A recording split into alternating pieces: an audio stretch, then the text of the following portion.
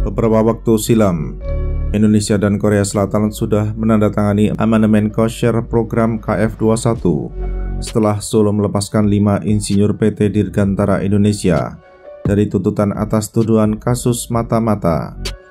Lewat kesepakatan tersebut, kosher Jakarta berkurang dari 1,7 triliun won menjadi 600 miliar won saja. Upaya mendatangkan rabat kosher bukan saja harus melewati lakon penangkapan 5 ahli pesawat terbang asal Indonesia, tapi juga lewat mengemplang pembayaran kewajiban biaya patungan selama bertahun-tahun. Boleh jadi mengemplang pembayaran telah menjadi budaya baru Indonesia dalam kerjasama apapun dengan negara lain.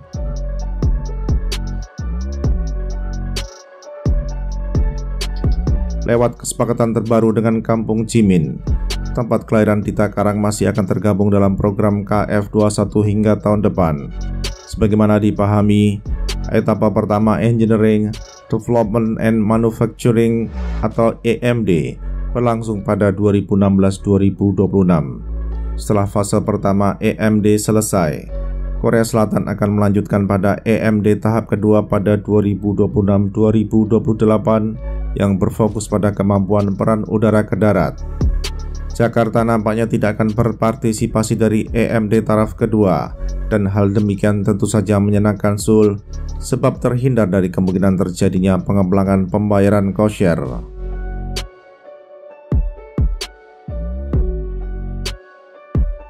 Penandatanganan amandemen kosher oleh negeri asal Rahmat Darmawan belum membuat hati kampung Sintayong lapang, sebab Seoul masih meragukan apakah Jakarta akan membeli KF21 ataukah tidak.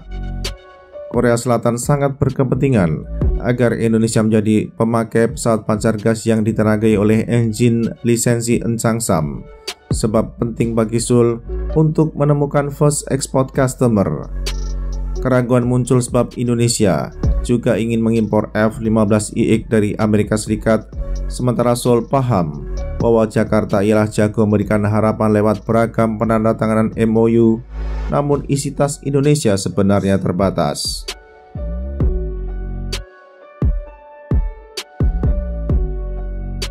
Jika mengacu pada perkembangan terakhir di Medan Merdeka Utara dan Medan Merdeka Barat, tempat asal ayam geprek akan tetap mendatangkan pesawat pancar gas dari negeri asal bibimbap, sebab Jakarta tidak mau diseret oleh Seoul ke pengadilan arbitrase, di mana Indonesia senantiasa menjadi pecundang kalau berperkara di lembaga peradilan bisnis tersebut.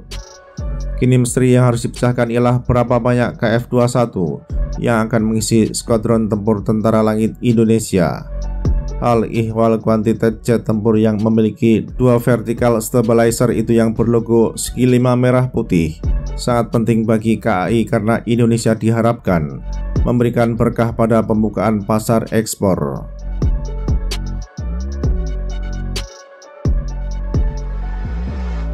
KF21 oleh KAI dirancang sebagai penempur generasi 4,5 dengan sejumlah subsistem yang sampai sekarang telah menjalani lebih dari 1.300 sorti dalam flight test.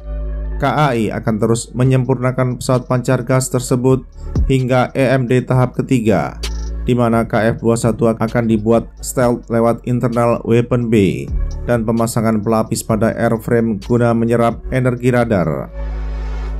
Meskipun demikian, pabrik jet tempur yang memproduksi pula T-50 tidak akan memproklamirkan KF21 sebagai jet tempur generasi kelima. Penyebabnya ialah KAI sadar bahwa sejak awal pesawat yang didorong oleh 2 F414GE400K engine lisensi GE Aerospace tidak dirancang sebagai pesawat tempur generasi kelima.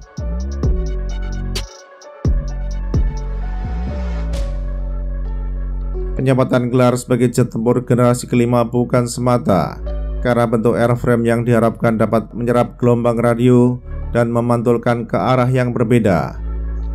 Dewasa ini hanya 2 pesawat tempur yang sudah terbukti sebagai generasi kelima, yakni F-22 dan F-35. Terdapat 7 parameter pesawat tempur generasi kelima yang mengadopsi radar AESA, kebisaan untuk super cruise, tempat penyimpanan senjata di dalam fuselase pesawat, fitur stealth secara penuh, fusi sensor secara penuh, kelincahan bermanuver yang ekstrim, dan penggunaan material komposit. Merancang, mengembangkan, dan memproduksi pesawat tempur generasi kelima penuh dengan tantangan karena harus memadukan ilmu aeronautika, elektronika maju, komputasi, metalurgi, propulsi, manajemen thermal, dan lain sebagainya.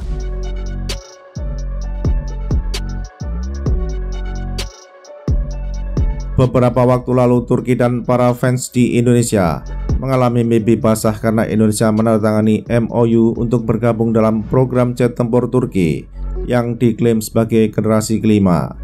Klaim tersebut tentu saja belum terbukti, sebab pesawat pancar gas itu baru terbang 30 menit. Bentuk airframe pesawat itu dirancang guna menyerap gelombang radio juga bukan jaminan bahwa penempur tersebut adalah generasi kelima. Sama seperti India dan Pakistan, Turki termasuk jagoan untuk mengklaim sebagai bangsa yang paling hebat di jagat ini.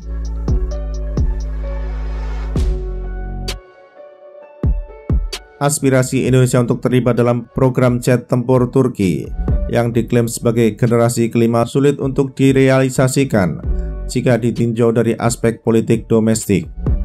Kondisi fiskal pemerintah setidaknya hingga beberapa tahun ke depan diprediksi penuh tantangan, sehingga kapasitas Indonesia untuk membiayai program tersebut diragukan. Program makan bergizi gratis dan koperasi merah putih ialah kegiatan andalan penguasa sekarang guna memenangkan pemilu pada 2029 sehingga mendapatkan jatah APBN yang sangat amat besar. Sebaliknya, program pesawat tempur Turki tidak akan menentukan apakah Prabowo Subianto akan keluar sebagai pemenang pilihan raya 2029 atau tidak.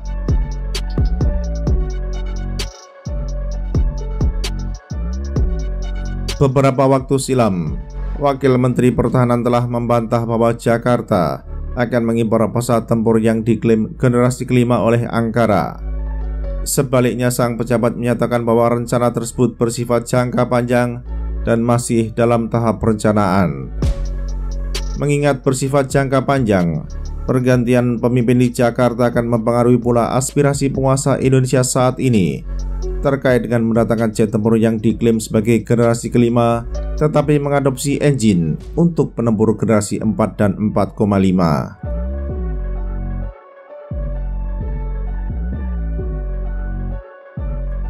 Indonesia melakukan langkah yang sembrono menyangkut rencana bergabung dalam program jet tempur yang diklaim sebagai generasi kelima.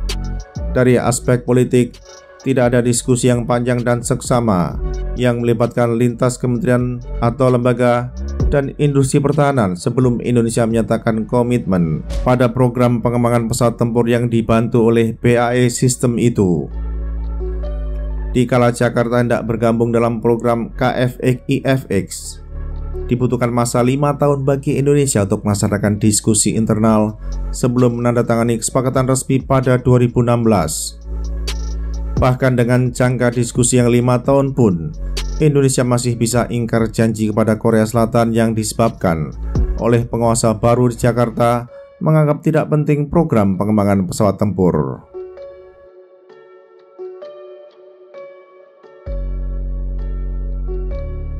Dari aspek teknis, Indonesia termakan janji manis Turki yang mengklaim akan memproduksi engine dengan daya dorong 35.000 pound force bagi jet tempur itu kurang dari 10 tahun, padahal saat ini Turki baru berupaya membuat engine dengan daya dorong 10.000 pound force. Sekarang pun belum ada engine karya anak bangsa Turki dengan thrust 10.000 pound force. Ditinjau dari aspek engineering, tidak ada negara atau pabrik engine di dunia yang mampu meloncat dari engine dengan thrust 10.000 pound force langsung ke 35.000 pound force, sebab harus melalui fase seperti produksi sistem pendorong dengan daya dorong 15.000 pound force, 20.000 pound force, dan seterusnya. Meloncat dari engine 10.000 pound force ke 35.000 pound force hanya bualan Turki yang sayangnya menjadi mimpi fans Turki di Indonesia.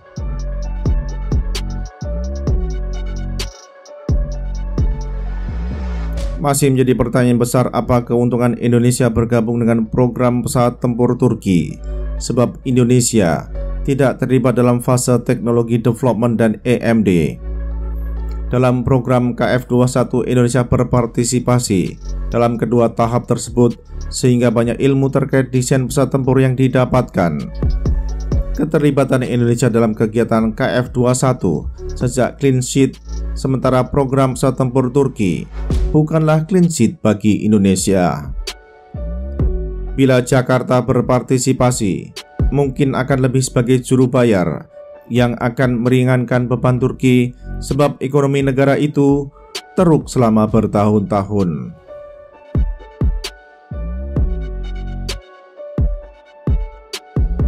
Iming-iming alih teknologi dari Turki pun adalah mimpi basah lainnya bagi fans Turki di Indonesia. Jakarta tidak akan mempunyai posisi tawar yang kuat dalam program pesawat tempur Ankara, sebab partisipasi Indonesia dilakukan ketika program sudah di tahap akhir. Harap dicamkan bahwa pesawat itu sudah jadi, sehingga tidak ada alih teknologi terkait teknologi development dan EMD.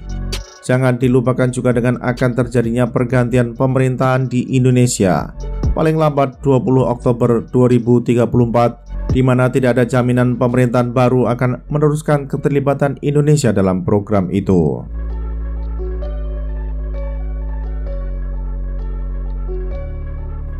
Dipandang dari aspek teknis, tidak ada keuntungan signifikan bagi Indonesia terkait engineering, manufacturing, dan development sebab pesawat tempur Turki tersebut sudah jadi.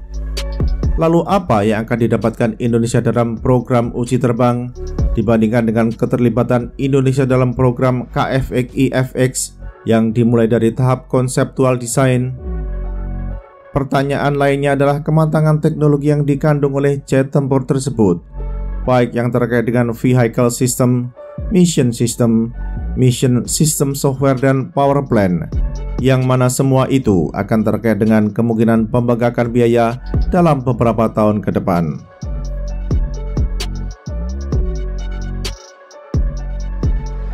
Singkatnya, Turki lebih banyak menjual bualan terkait dengan program pesawat pancar gas yang diklaim sebagai generasi kelima. Sangat disayangkan oleh pihak-pihak di Indonesia yang termakan oleh bualan tersebut.